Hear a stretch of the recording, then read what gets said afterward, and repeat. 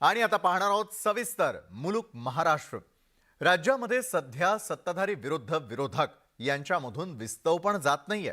नारायण राणे संजय राऊतांमध्ये वाकयुद्ध रंगलेलं असताना आता राष्ट्रवादीचे सर्वेसर्वा शरद पवार आणि उपमुख्यमंत्री देवेंद्र फडणवीसांमध्ये नवा सामना रंगलेला आहे। पाहूयात वार पलटवारांचं हे वाकयुद्ध। सरकार विरुद्ध महाविकास आघाडीचं वाकयुद्ध रंगलं। शरद पवारांचा सरकारवर वार तर फडणवीसांचा जोरदार पलटवार। भाजपचे केंद्रीय मंत्री नारायण राणे आणि ठाकरे पक्षाचे खासदार संजय राऊत यांच्यामध्ये सध्या शाब्दिक वाद सुरू आहे। या पार्श्वभूमीवर राष्ट्रवादीच्या अध्यक्षांनी शिंदे फडणवीस सरकारवर तोंडसूक घेत हल्लाबोल केला। संजय राऊत यांनी नारायण राणे यांच्यावर एकेरी आणि शेलक्या भाषेत टीका केल्याबद्दल शरद पवार यांना विचारण्यात आलं। त्यावर शरद पवार म्हणाले की सत्तेत असलेल्यांनी जमिनीवर पाय ठेवून वागायचं असतं, पण हल्लीचे सत्ताधारी नेते इतरांना तुरुंगात घालण्याची आणि जामीन रद्द करू अशी वक्तव्य खुलेआम करत फिरतायत आणि हे काही राजकीय नेत्यांचं काम नव्हे असं म्हणत त्यांनी टोला लगावला होता। सत्ता हातात असायच्यानंतर जमिनीला पाय ठेवून वागायचं असतं, पण जे अधिकारी असतो ती सत्ता ज्यांच्या हातात आहे त्यांची अशा प्रकारची विधानं यांना तुरुंगात घालली, यांचा जामीन रद्द केली वगैरे वगैरे, हे काही राजकीय नेत्यांचं खरं काम नाही। पण या टोकाला जाण्याची भूमिका काही लोकांनी घेतली, ठीक आहे। तर शरद पवारांच्या या टीकेवर उपमुख्यमंत्री देवेंद्र फडणवीसांनी देखील सडेतोड प्रत्युत्तर देत पलटवार करत निरुत्तर केलंय। आम्हाला आमची जमीन माहिती आहे, तसंच आम्ही जमिनीवर चालणारे लोक आहोत, त्यामुळे जमिनीवरच्या लोकांशी आमचा चांगला संपर्क असून उलट नेमका हवेत कोण आहे याची तपासणी त्यांनी केली पाहिजे असा सल्ला फडणवीसांनी शरद पवारांना दिलाय।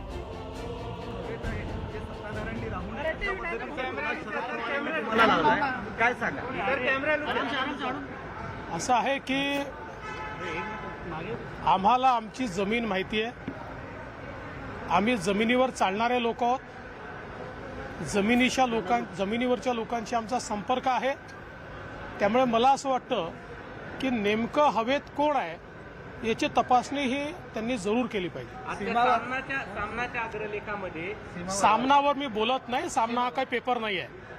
सीमावादावर असं म्हणाले की खूप गांभीर्याने भूमिका कोर्टात मांडण्याची गरज आहे, शरद पवार म्हणाले तसं होताना दिसत नाहीये। मला असं वाटतं की याबाबत कुठली शंकाच असण्याचं कारण नाही। सरकार खूप गंभीर आहे सीमावादावर आणि आता आम्ही माननीय हरीश साळवे साहेबांशी देखील संपर्क साधला आणि ते देखील आपल्याकडनं उभे राहतील अशी आम्हाला अपेक्षा आहे।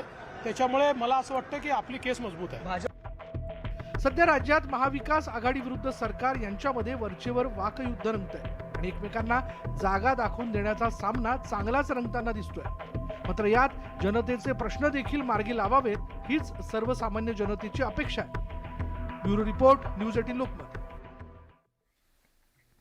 डॉक्टर पतंगराव कदम यांच्या 79व्या जयंतीनिमित्तानं भारती सुपर स्पेशालिटी हॉस्पिटल आणि स्टुडंट्स हाऊसिंग कॉम्प्लेक्सच्या उद्घाटनाचा आज समारंभ पार पडला आणि यावेळी उद्घाटन झाल्यानंतर सर्वच नेते एकाच गाडीतून सभा मंडपापर्यंत आले।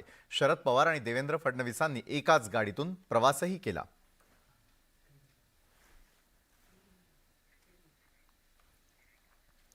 पुण्यामध्ये पुन्हा एकदा राजकीय संस्कृतीचं दर्शन घडलं। काँग्रेस नेते विश्वजीत कदम उपमुख्यमंत्री देवेंद्र फडणवीसांचं स्वागत करताना पाया देखील पडले। डॉक्टर पतंगराव कदमांच्या जयंतीनिमित्त भारतीय सुपर स्पेशालिटी संस्थेच्या कार्यक्रमाच्या निमित्तानं दोघेजण एकाच व्यासपीठावर आले होते।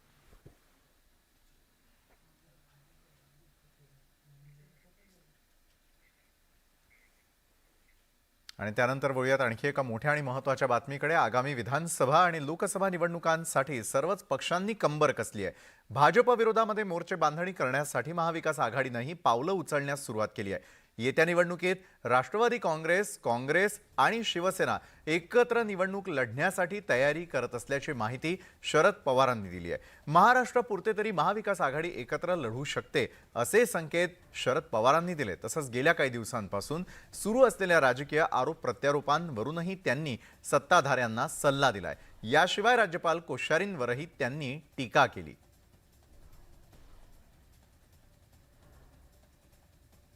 असा प्रयत्न आहे महाराष्ट्रात कधी की काँग्रेस पक्ष राष्ट्रवादी काँग्रेस पक्ष आणि उद्धव ठाकरे यांच्या नेतृत्वाखालचा शिवसेना या सगळ्यांनी एकत्रित त्याच्यामध्ये पावले टाकावी. आणखी काही राजकीय पक्ष आहेत की जीपर्यंत पक्षाचे काही गट यांचाही सहभाग याच्यामध्ये करावा अशी इच्छा आहे. पण आम्ही आता चर्चेच्या स्थितीत आहोत. आणखी निर्णय घेतलेले नाही. ते नाखुश असतील तर आम्ही सगळे नाखुश आहोत. पहिले राज्यपाल आहेत की त्या राज्यपालांच्या बद्दल सतत चर्चा होते, सतत लोकांना त्यांच्यावर टीका करावी लागते, चुकीची स्टेटमेंट करतात आणि त्यावेळेला जनतेला त्याबद्दलची नापसंती ही जाणून द्यावी लागते. हे सध्याच्या अभ्यासाच्या करून आहे आणि खरं म्हणजे ते चांगलं नाही. शेवटी हे महत्वाचं फळ आहे. त्या फळाची प्रचिता ही राखली पाहिजे, पण ती यांच्याकडनं राखली जात नाही. महाराष्ट्र हा सर्वार्थानं श्रीमंत असून राज्यामधून 1-2 उद्योग बाहेर गेल्यानं महाराष्ट्राचं काहीही नुकसान होणार नाही असं मत मनसे अध्यक्ष राज ठाकरे यांनी व्यक्त केलेलं आहे. पुण्यामध्ये सुरू असलेल्या 18व्या जागतिक मराठी साहित्य संमेलनाच्या मुलाखत कार्यक्रमात ते बोलत होते. मात्र राज ठाकरे यांच्या या वक्तव्यावरून नव्या वादाला तोंड फुटण्याची शक्यता आहे. उद्योगांबाबतच्या भूमिकेसंदर्भात राज ठाकरेंनी यू टर्न घेतलाय का असा सवाल या निमित्तानं उपस्थित होतोय. महाराष्ट्र हा श्रीमंत आहे, सर्वार्थाने श्रीमंत आहे, सर्वार्थाने पुढे आहे.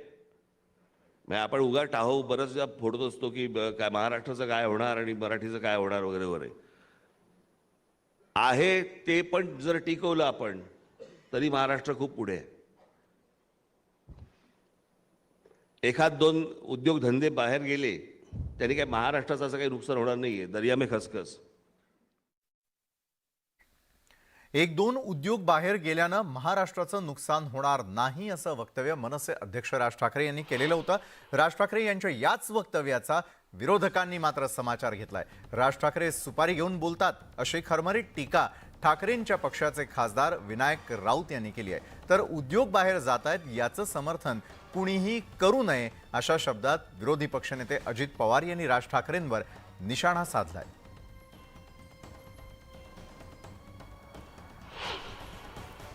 राज ठाकरेंनी सध्या फक्त सुपारी घेऊन बोलायचे धंदे चालू केलेले आहेत. 2 मोठे प्रकल्प महाराष्ट्रातून बाहेर गेलेले नाहीत तर 5 मोठे प्रकल्प महाराष्ट्रातून गुजरात आणि दिल्लीमध्ये गेलेले आहेत आणि त्या प्रकल्पावरच गुजरातची निवडणूक मोदींनी जिंकलेली आहे. महाराष्ट्र कंगाल केला आणि गुजरातचं भलं केलेलं आहे.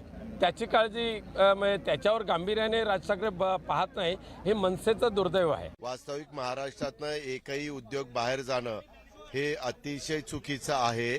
त्याच्यातनं एक तर बेरोजगारी प्रचंड वाढती आहे, बेकारी वाढतीये आणि ह्या सगळ्या असताना मुलांनी मग काम कुठं मागायचं, काय करायचं.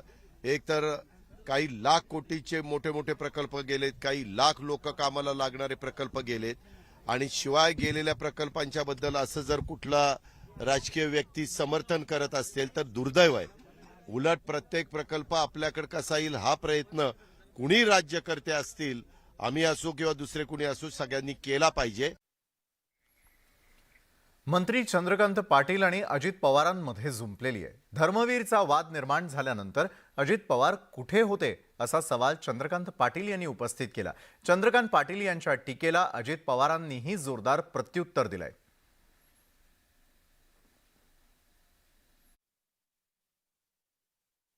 उठसूट दुसऱ्याला टपली मारण्याचा तुम्हाला अधिकार दिलेला नाही. लोक शांत बसतात म्हणून ठीक आहे. मग एखाद्या वेळेला त्याची रिॲक्शन आली की ती किती मोठी रिॲक्शन आहे त्याचा तुम्ही अनुभव घेतला, त्यावरही तुम्ही उद्दामपणे हेच म्हणाला आम्ही कोणाची काळजी करत नाही, आम्ही कोणाला घाबरत नाही. मग 4 दिवस कुठे दडून बसला होतात, घाबरत नव्हतात तर. आणि त्यामुळे मला असं वाटतं की दुसऱ्यावर दगड फेकताना आपण काचेच्या घरात बसलो हे लक्षात घेतलं पाहिजे. 1 मिनिट, अधिवेशन कधी संपलं बाळा? कधी संपलं? शुक्रवारी तुमच्या सगळ्या प्रेसशी बोललो. शनिवारी मुंबईला त्या ठिकाणी आलो. रविवारी मला वाटतं 1 जानेवारी का काहीतरी होतं आणि 2 जानेवारी पासून पुन्हा कामाला सुरुवात केली. कुठं वेळ बसलो होतो? मग असं कुठल्याही कुणी जर अशा प्रकारची टीका केली तर आपल्याला पण कळलं पाहिजे ना त्या टीकेत तथ्य आहे का नाही. अजित पवार घाबरून बसणारा नाहीये. जळगावात मुख्यमंत्री एकनाथ शिंदेंचं जल्लोषात स्वागत करण्यात आलेलं आहे. मुख्यमंत्र्यांचं पाचोऱ्यामध्ये जेसीबीच्या साह्यानं फुलांचे उधळण करून स्वागत करण्यात आलं. MM महाविद्यालयाच्या मैदानावरती हेलिकॉप्टरद्वारे आगमन झालेलं होतं. मंत्री गिरीश महाजन, गुलाबराव पाटील यांच्यासह आमदार खासदारांनी त्यांचं जंगी स्वागत केलं.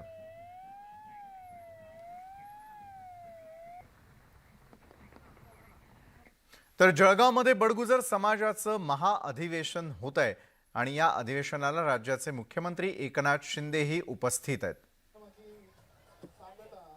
त्याचं आपण थेट प्रक्षेपण यावेळेला पाहतोय. जळगाव शहर यामध्ये असलेलं बडगुजर समाजाचं त्या ठिकाणी वास्तव्य. बडगुजर समाज हा त्या ठिकाणी मोठ्या प्रमाणात आहे आणि त्यांच्याच या अधिवेशनाला मुख्यमंत्र्यांनी लावलेली हजेरी आपण यावेळी पाहतोय.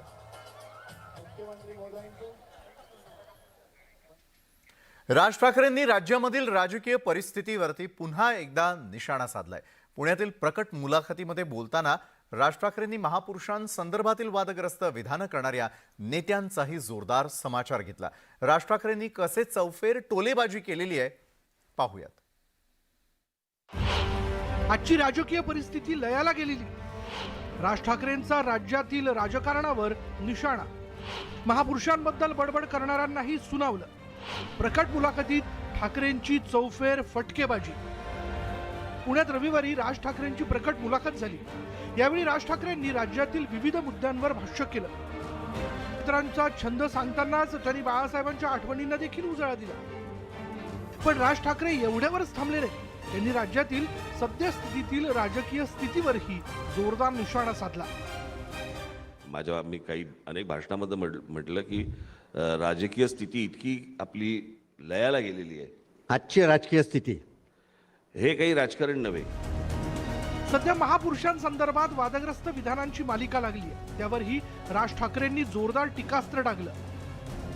राजकारणात यू पाळणारे या बडबडणाऱ्या नेत्यांकडे पाहून काय शिकतील असा सवाल राज ठाकरेंनी उपस्थित केला. हे जातींमध्ये तेढ निर्माण करणं आणि महापुरुषांना त्याच्यामध्ये तुम्ही आतमध्ये खेचणं ही काही पद्धत नाही. आणि कसं आहे, कोणालाही वाटायला लागले हल्ली मी इतिहासतज्ञ आहे. कोणी संदर्भ द्यायला लागला, कोणी कशावरती बोलायला लागलं आणि काही चालू आहे. हिंदुत्ववादाच्या मुद्द्यावरही राज ठाकरेंनी सडेतोड उत्तरं दिली. की मी अत्यंत एका कडवट मराठी घरात जन्माला आलो आणि एका हिंदुत्ववादी विचारांच्या एका घरामध्ये माझा जन्म झालेला आहे. त्याच्यामुळे मी त्याच्यापासून फारकत घेणं ते शक्य नाही. आणि प्रश्न असा आहे की ज्या वेळेला आता पाकिस्तानी कलावंतांना ज्यावेळेला हाकलून दिलं, बरोबर आहे, सो कॉल्ड हिंदुत्ववादी जे स्वतःला म्हणत होते कुठे होते हो? लाथा आम्ही घातल्यात ना. एकंदरीतच राज ठाकरेंनी या प्रकट मुलाखतीमधून पुन्हा एकदा राज्यातील राजकारण आणि वाचाळवीर नेत्यांवर निशाणा साधला. त्यामुळे राज ठाकरेंच्या या मुलाखतीनंतर पुन्हा एकदा राज्यातील राजकारण तापण्याची शक्यता आहे. Bureau report, news 18 Lokmat. भारतामध्ये जेवढ्या प्रतिमा जपल्या जातात तेवढ्या प्रतिभा जपल्या जात नाहीत अशी खंत मनसे अध्यक्ष राज ठाकरे यांनी व्यक्त केली. पुण्यामध्ये आयोजित अशोक पर्व या कार्यक्रमामध्ये राज ठाकरे यांच्या हस्ते अशोक सराफ यांचा सत्कार करण्यात आला. त्यावेळी राज ठाकरेंनी अशोक सराफ यांचं कौतुक केलं. अशोक सराफ दक्षिणेत असते तर मुख्यमंत्री झाले असते असे गौरवोद्गारही राज ठाकरेंनी काढले.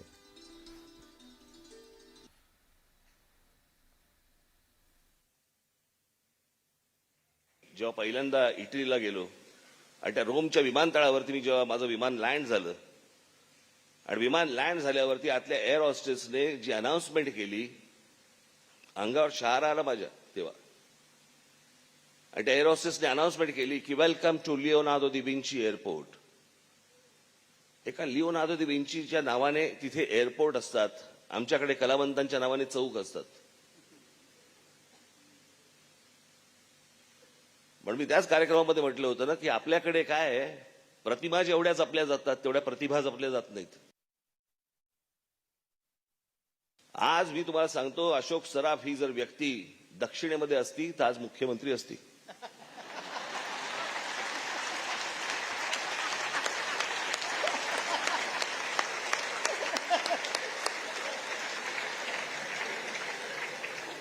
चाळीस फूट कटआउट वरती तुमच्यावरती दूध टाकलं गेलं असतं. पण इकडे आपल्याकडे महाराष्ट्रात काय नाही. अच्छा, चांगलं कलावंत आहे का? बरं ठीक आहे. एवढ्यावरती आपल्याकडे आटपलं जातं. मला आज कळलं अशोक सर की तुमचं मूळ घराणं हे बेळगावचं आणि तुमचा जन्म मुंबईचा. मला असं वाटतं खरं तर तुम्ही सीमा प्रश्न सोडवलात.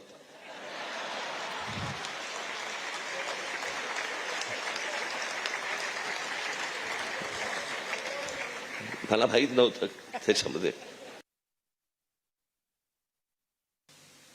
मगाशी आपण म्हणालात अशोक सर की माझ्या हस्ते तुमचा सत्कार होतोय. खरं तर चुकीचं आहे. मोठ्या माणसांचे सत्कार करायला मोठी माणसं राहिलेली नाहीयेत. त्याच्यामुळे आमच्यावरती आटपायला लागतंय.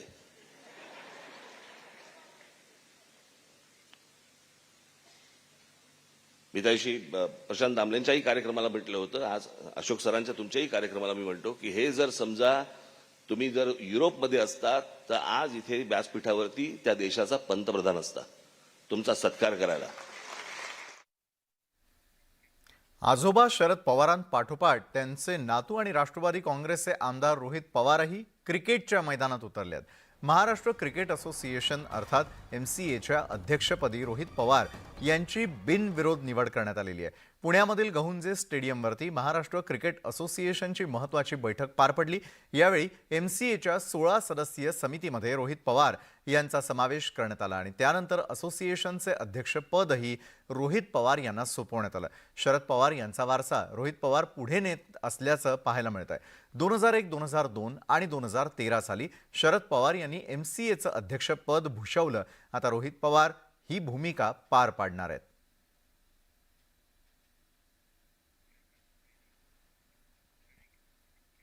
उर्फी जावेदवरून चित्रा वाघ आणि राज्य महिला आयोगाच्या अध्यक्षा रुपाली चाकणकर यांच्यात निर्माण झालेला वाद शमण्याचे चिन्ह नाही आहेत. नोटिशीला दिलेलं उत्तर महिला आयोगानं प्रसिद्ध करावं असं आव्हान चित्रा वाघ यांनी रुपाली चाकणकरांना दिलंय. त्यामुळे चाकणकर वाघ पुन्हा तापण्याची शक्यता आहे. तसंच उर्फीचा स्वैराचार खपवून घेणार नसल्याचा इशाराही वाघ यांनी दिला.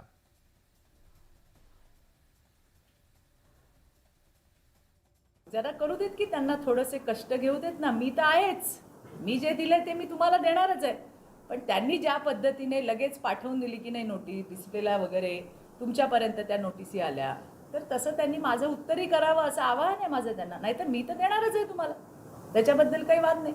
आम्ही आमची भूमिका मांडली. आम्ही पोलिसांकडे गेलो. आमचं काम चालू आहे.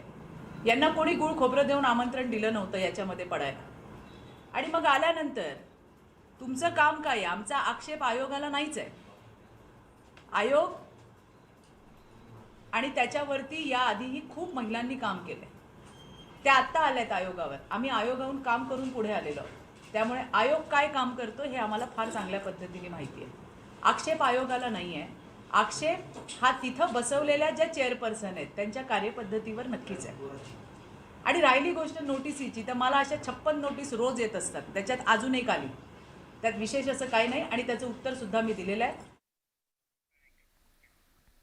राज्याच्या राजकारणामध्ये सुरू असलेले गलिच्छ आरोप प्रत्यारोप थांबवा अशी विनंती राष्ट्रवादीच्या खासदार सुप्रिया सुळेंनी केलेली आहे. सुळे यांच्या याच विधानानंतर चित्रा वाघ यांनी आक्रमक पवित्रा घेतलेला आहे. सुप्रिया सुळे यांनी आम्हाला सल्ले देण्यापेक्षा तुमच्या महिला आयोगाच्या अध्यक्षांनाच सल्ले द्यावेत असा पलटवार वाघ यांनी केलेला आहे.